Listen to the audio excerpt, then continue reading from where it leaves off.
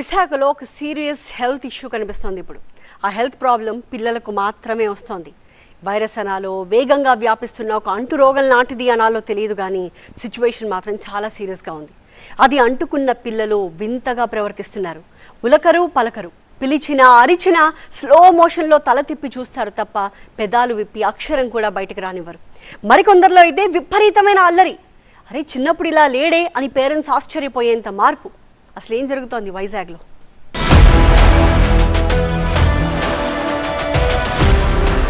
Child and adolescent psychiatry wing బెంగళూరులోని నిమ్హాన్స్ లో ఉంది. ఆ తర్వాత దేశం మొత్తం మీద ఉన్నది వైజాగ్లోనే ఎందుకు పెట్టారో తెలియదు, కానీ ఇక్కడికి వస్తున్న వాళ్ళను చూస్తే మాత్రం పేరెంట్స్ వెన్నులో వణుకు పుట్టడం కన్ఫర్మ్. కాస్త సింపుల్ గా చెప్పాలంటే విశాఖ మానసిక వైద్యశాలకు పిల్లలతో క్యూ కడుతున్నారు పేరెంట్స్. అందులోనూ ఈ వేసవి కాలంలోనే ఎక్కువ మంది వస్తున్నారు. నెంబర్స్ చెప్పేస్తాయి వైజాగ్ లో సిచ్యువేషన్ ఎంత సీరియస్ గా ఉందో. ఈ జనవరిలో 76 కేసులు రిజిస్టర్ అయ్యాయి. ఇక్కడ కేసులు అంటే అర్థం 76 మంది పిల్లల్ని గవర్నమెంట్ మెంటల్ కేర్ హాస్పిటల్ కు తీసుకొచ్చారని. ఫిబ్రవరిలో 98 మంది పిల్లల్ని తీసుకొచ్చారు. మార్చిలో 113 మంది పిల్లల్ని తీసుకొచ్చారు. ఏప్రిల్లో ఏకంగా 192 మంది పిల్లలు. ఇక మే 2వ వారానికి వచ్చేసరికి 161 కేసులు రిజిస్టర్ అయ్యాయి. ఏడాది మే 2వ వారానికి అయితే మొత్తం 640 మంది పిల్లల్ని మెంటల్ కేర్ హాస్పిటల్ కు తీసుకొచ్చారు పేరెంట్స్.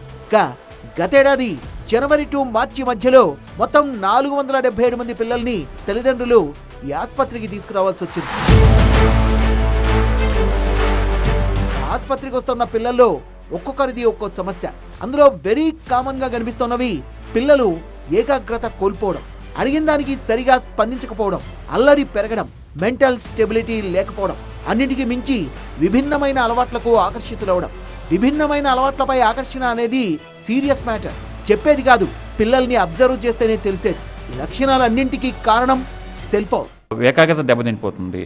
దాంట్లో ఏదో ఉంది, ఈ కార్టూన్స్ చూడటం కానివ్వండి, తర్వాత సినిమాలు చూడటం కానీ, వీటిలో దాంట్లో ఏదో జరిగిపోతుంది, నెక్స్ట్ చూసేద్దాం, నెక్స్ట్ ఎపిసోడ్ ఏంటి, అలాగా వాళ్ళు ఏం చేస్తున్నారంటే ఎక్కువ వాటికి అడిక్ట్ అయిపోయి వీటి వల్ల కాన్సన్ట్రేషను, అటెన్షను, ఫోకస్ దెబ్బతిని ఎక్కువగా పిల్లలు చదువులకు మళ్ళీ వేసవికాలంలో అయిపోయిన తర్వాత వెళ్ళాలంటే కొద్దిగా వాళ్ళు ఇబ్బంది పడుతున్నారు.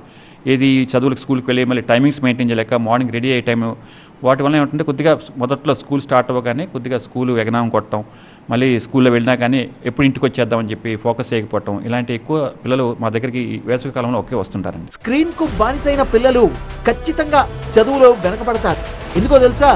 నిమిషానికి 10 రీల్స్ను చూడగలిగే వేగానికి మెదడు అలవాటు పడిపోవడం వల్ల పుస్తకంలో కదలకుండా నిశ్చలంగా ఉన్న అక్షరాలపై వాళ్ళు కాన్సన్ట్రేట్ చేయలేరు. ఇదే కాదు, ఒకచోట ప్రశాంతంగా కూర్చోలేరు కూడా. పిలిచినా స్పందించకపోవడం, పేరు పెట్టి పిలిచినా పలకకపోవడం, కళ్ళలోకి చూసి మాట్లాడకపోవడం, ఇన్ని అనర్థాలకు కారణమవుతోంది సెల్ ఫోన్. సో ఆ టైంలో కానీ వీళ్ళు ఎక్కువసేపు స్క్రీన్ చూస్తుంటే అదే రియల్ వరల్డ్ అనుకుంటారు. వీళ్ళు కూడా వీళ్ళు ఆ స్క్రీన్ లోకంలో పార్ట్ అనుకుంటారు. వీళ్ళ కూడా కట్టేసినా కూడా మైండ్లో ఆటల్లాగా మాట్లాడటం, ఆటల్లాగా చేయడం ఉంటుంది. సో ఒకవేళ స్క్రీన్లో నిమగ్నం అయిపోయి అంతలా నిమగ్నం అయిపోతే ఇంట్లో అమ్మ నాన్న మాట్లాడి మాటలు వినడానికి బ్రెయిన్కి చేరదు, స్టిమ్యులేషన్ అనేది అందదు.